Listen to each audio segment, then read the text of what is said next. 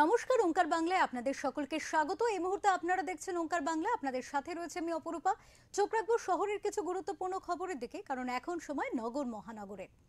প্রথমেই যে খবরের দিকে চোখ রাখবো, বনগাঁর সভা থেকে এসআইআর এর জন্য বিএলও এবং সাধারণ মানুষের মৃত্যুর জন্য কমিশনকেই নিশানা করলেন মমতা বন্দ্যোপাধ্যায়। তিনি বলেন, কাজ করতে গিয়ে 3 জন বিএলও মারা গিয়েছেন।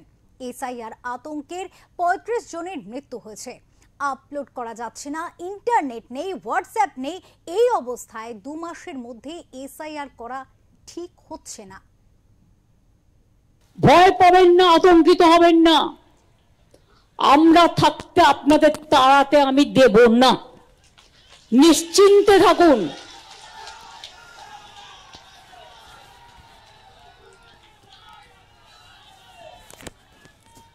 বাংলার মামাটি মানুষ আমার কাছে গর্ব,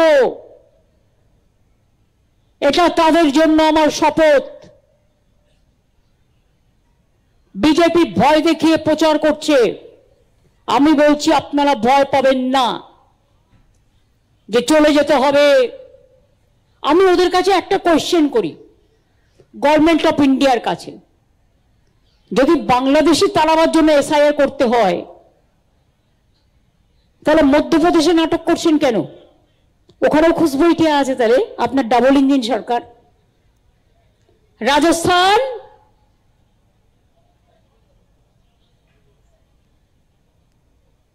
আসামের ব্যাপারে বলছেন এনআরসি মানে এ হবে না, এসআইআর হবে না। 4টে ইলেকশন বাউন্ড স্টেট আছে, বাংলায় হবে। কারণ আপনাকে জোর করে বাংলা দখল নিতে হবে, মানুষ তো আপনাকে দেবে না। তাহলে কি করতে হবে? রক্তচক্ষু দেখাতে হবে। আপনি রক্তচক্ষু দেখান, আমাদের যায় আসে না। এ মাটি সংগ্রামের মাটি, বীরেদের মাটি, স্বাধীনতার মাটি, নবজাগরণের মাটি, জয় বাংলার মাটি। এই মাটি আপনাদের রক্তচক্ষুকে ভয় পায় না। কি বিশ্বাস হলো? তৃণমূল কংগ্রেস থাকতে আর আমরা থাকতে কারো গায়ে কোনো হাত দিতে আমরা দেব না।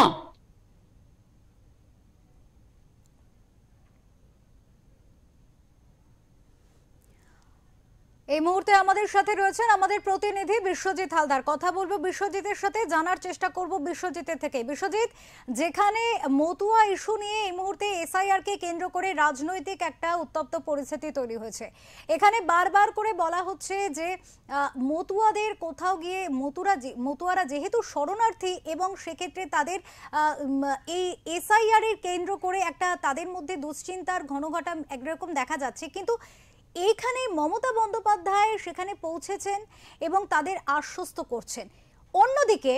অন্যদিকে যেখানে বিজেপির তরফ থেকে বলা হচ্ছে যে শরণার্থীদের তাড়িয়ে দেয়া হবে না, শরণার্থীদের জন্য আলাদা ব্যবস্থা নেওয়া হবে, এই আশ্বাস কিন্তু বিজেপির পক্ষ থেকেও দেয়া হয়েছে। তাহলে কোথাও গিয়ে এই বিরোধিতা কেন? এবং মুখ্যমন্ত্রী মমতা বন্দ্যোপাধ্যায় তথা তৃণমূল সুপ্রিমো মমতা বন্দ্যোপাধ্যায়ের যে ভূমিকা, তার তাৎপর্য কি?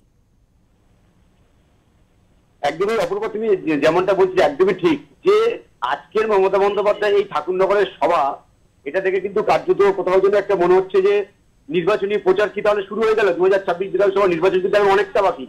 তার আগে মনে হচ্ছে যেন তৃণমূল কংগ্রেস এবং বিজেপির সভা, পাল্টা সভা থেকে মনে হচ্ছে যেন যে এসআইআর কে কেন্দ্র করে এই সভাগুলো নয়, এই সভাগুলো যেন কোথাও একটা যেন বিধানসভা নির্বাচনের প্রচার শুরু হয়ে গেছে বলে মনে হচ্ছে। এবারে আজকের মমতা বন্দ্যোপাধ্যায় এই মতুয়া গড়ে যাওয়াটা পিছনে অবশ্যই করে একটা রাজনৈতিক তাৎপর্যপূর্ণ রয়েছে। দেখো, এই এসআইআর কে কেন্দ্র করে কিন্তু সবচেয়ে বেশি কিন্তু যদি আতঙ্কিত হয়ে থাকেন সংখ্যালঘু, যারা এই বাংলায় যারা সংখ্যালঘু তারা আতঙ্কিত হয়েছিলেন, এবং সেই সঙ্গে কিন্তু যারা মতুয়া সম্প্রদায় তারা কিন্তু আতঙ্কিত। কারণ তারা কিন্তু বাংলাদেশ থেকে ধর্মীয় নিপীড়নের কারণে তারা ভারতবর্ষে এসেছিলেন, তারা কিন্তু শরণার্থী। এটা কিন্তু ভারতের যে নাগরিকত্ব যে আইন, সেখানে কিন্তু পরিষ্কার করে এটা মানে সিএ যে আইনটা নতুন করে আনা হয়েছিল, সেখানে পরিষ্কার বলা হচ্ছে যারা বাংলাদেশ, নেপাল, ভুটান, পাকিস্তান, আফগানিস্তান থেকে যারা হিন্দু, বৌদ্ধ, জৈন যারা আসবেন তারা শরণার্থী, আর যারা সংখ্যালঘু বা ইসলাম ধর্মের যারা বিশ্বাসী তারা কিন্তু এখানে কিন্তু অনুপ্রবেশকারী। এইখানে কিন্তু যে এসআইআর যখন প্রক্রিয়া শুরু হয় তখন মতুয়া সম্প্রদায়ের মধ্যে একটা আতঙ্ক তৈরি হয়েছিল, তাহলে কি এই যে এর মধ্যে দিয়ে তাদের ভোটাধিকার কেড়ে নেওয়া হবে এবং তারপর তাদের নাগরিকত্ব থেকে বের করে দেওয়া হবে, দেশ থেকে বের করে দেওয়া হবে, এই পরিস্থিতির মধ্যে কিন্তু শান্তনু ঠাকুর বিজেপি সাংসদ, তিনি কিন্তু ওখানে ক্যাম্প করেছেন, বিজেপির নেতৃত্বে একাধিক ক্যাম্প হয়েছে, সেখানে তারা ধর্মীয় সার্টিফিকেট দিচ্ছেন এবং কোথাও কোথাও অভিযোগ হচ্ছে যে 100 টাকা বা 200 টাকা বা তার থেকেও বেশি অর্থের বিনিময়ে এই সার্টিফিকেট দেওয়া হচ্ছিল এবং এই যে সার্টিফিকেট দেওয়া চলছে, অন্যদিকে সাধারণ মানুষের আতঙ্কিত। এই পরিস্থিতিতে প্রেক্ষাপটে মমতা বন্দ্যোপাধ্যায় যাওয়াটা কিন্তু অত্যন্ত গুরুত্বপূর্ণ এবং তিনি সেখানে দাঁড়িয়ে মতুয়া সম্প্রদায়কে তিনি কিন্তু আশ্বস্ত করেছেন যে তৃণমূল কংগ্রেস বা রাজ্য সরকার মতুয়াদের পাশে ছিল, আছে এবং থাকবে। এবং মমতাওয়ালা ঠাকুর এবং বিধায়ক, তৃণমূল বিধায়ক মধুকন্যাকে পাশে নিয়ে মমতা বন্দ্যোপাধ্যায় এই মিছিল মতুয়া সম্প্রদায়ের মধ্যে একটা বিশ্বাস তৈরি করার জন্য মমতা বন্দ্যোপাধ্যায় আজকের এই সভাটা তিনি চাইছেন যে মতুয়া সম্প্রদায় যারা রয়েছেন, তুমি জানো যে মতুয়া যে ভোট ব্যাংক, এই ভোট ব্যাংকটা কিন্তু এই 26 বিধানসভা নির্বাচনে কিন্তু অনেকটা ফ্যাক্টর। বিশ্বজিৎ একটু সাথে থাকো, আমরা আবারও তোমার কাছে ফিরবো, দর্শকদের কাছে যাব এবং জানাবো যে এসআইআর নিয়ে রাজ্য জুড়ে রাজনৈতিক চাপানোতরের মধ্যেই কিন্তু বনগাঁয় সভা করেছেন তৃণমূল সুপ্রিমো মমতা বন্দ্যোপাধ্যায় এবং তিনি সেখানে বলেছেন যে আমি আপনাদের তাড়াতে দেব না, যতক্ষণ তৃণমূল কংগ্রেস ক্ষমতায় রয়েছে ততক্ষণ পর্যন্ত কোনো ভয় নেই আপনাদের, এমনটাই কিন্তু বক্তব্য তার কথাতে উঠে এসেছে এবং সেখানে আশ্বাসবাণী তার গলায় শোনা গিয়েছে মতুয়াদের। এই বিষয় নিয়ে স্বাভাবিকভাবেই কিন্তু একটা প্রশ্নচিহ্ন থেকে যাচ্ছে যে কোথাও গিয়ে কি তাহলে রাজনৈতিক, এই যে এসআইআর ইস্যু নিয়ে কি রাজনৈতিক বিষয় উঠে আসছে এবং সেক্ষেত্রে কি একটা নির্বাচনের দামামা বাজিয়ে ফেলছে রাজনৈতিক দলগুলি, এই নিয়ে কিন্তু একটা স্বাভাবিকভাবে চাপানোতর তৈরি রয়েছে এবং এই বিষয় নিয়ে কিন্তু একাধিক প্রশ্ন উঠছে রাজনৈতিক মহলে। এই মুহূর্তে আমাদের সাথে রয়েছেন বিজেপি নেতা রাহুল সিনহা, কথা বলবো রাহুল সিনহার সাথে এবং রাহুল বাবুর কাছে প্রথমেই প্রশ্ন রাখবো। ওঙ্কার বাংলায় আপনাকে স্বাগত জানাচ্ছি, তারপরে যে প্রশ্ন নিয়ে যাব, এসআইআর ইস্যু নিয়ে রাজ্য জুড়ে রাজনৈতিক চাপানোতরের মধ্যে মতুয়াদের মধ্যে একটা চিন্তার ভাঁজ দেখা যাচ্ছে এবং সেখানে মমতা বন্দ্যোপাধ্যায়ের আজকে আশ্বাসবাণী, কিন্তু কোথাও বিজেপির তরফ থেকে আগেই বলা হয়েছিল মতুয়ারা শরণার্থী এবং কোনো শরণার্থীদের কিন্তু তাড়ানো হবে না, তাহলে এই প্রচার কেন? মুখ্যমন্ত্রীর মতো মিথ্যাচারী মুখ্যমন্ত্রী আর ভারতবর্ষে হয়নি, আর হবেও না। উনি জল যন্ত্র মিথ্যা কথা বলেন। এই যে সিএ আইন পাশ হলো, এটা শুধুমাত্র শরণার্থীদের, মতুয়াদের নাগরিকত্ব প্রদানের জন্য এবং পরিষ্কার আমাদের দেশের স্বরাষ্ট্রমন্ত্রী এখানে এসেও বলেছে, দিল্লি থেকেও বলেছে, প্রকাশ্যে বলেছে, যারা শরণার্থী তারা এই দেশের নাগরিক হিসাবে মাথা উঁচু করে বাস করবে, অনুপ্রবেশকারী যারা তাদের এখান থেকে পালাতে হবে। যার জন্য অনুপ্রবেশকারীরা পালাচ্ছে, দেখুন মমতা ব্যানার্জি তাদের এনে বসিয়েছিল, তারা এখন পালাচ্ছে। এখন মমতা ব্যানার্জি দেখছে যে অনুপ্রবেশকারীদের ভোট তো চলে যাবে, তার তৃণমূলের বাক্সে পড়বে না, সেই জন্য এখন উনি মতুয়াদের খেপাচ্ছে। কোন মতুয়াদের?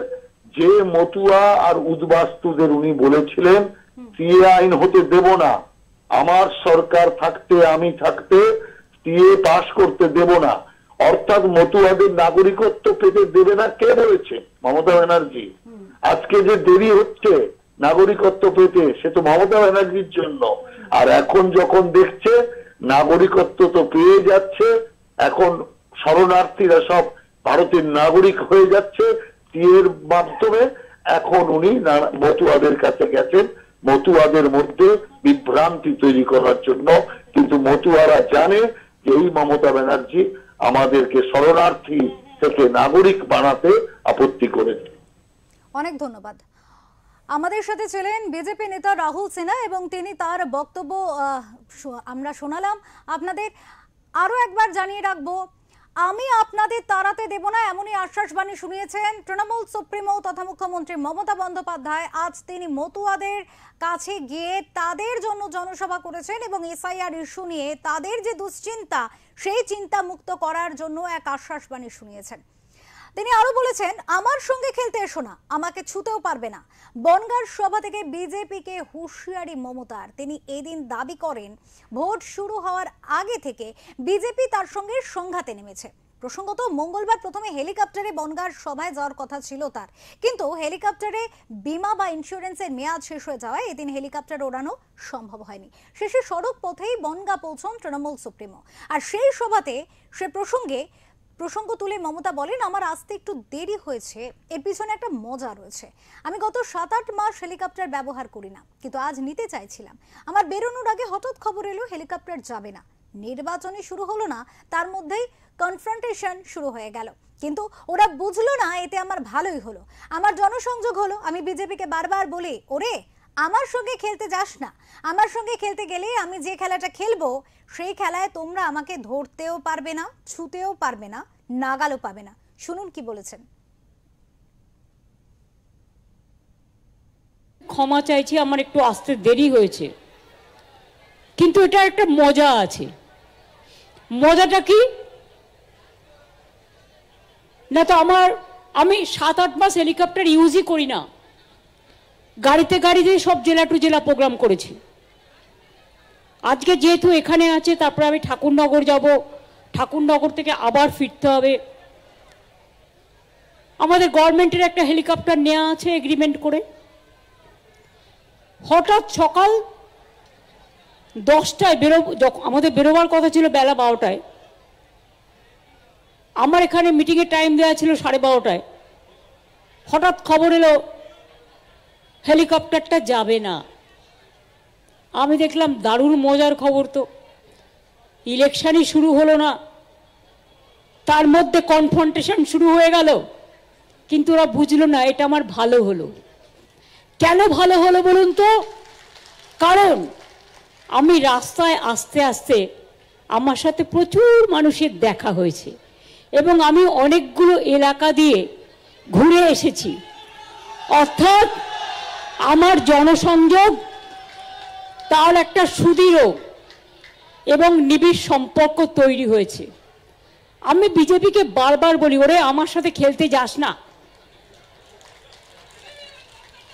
আমার সাথে খেলতে গেলে আমি যে খেলাটা খেলবো সেই খেলায় তোমরা আমাকে ধরতেও পারবে না, ছুটতেও পারবে না, নাগালও পাবে না। সারা ভারত সরকার বসে থাকো, সব এজেন্সি নিয়ে বসে থাকো, কোটি কোটি টাকা খরচ করো, টাকা গুজে গুজে দাও, টাকা নেবে লোকে, তোমায় ভোট দেবে না।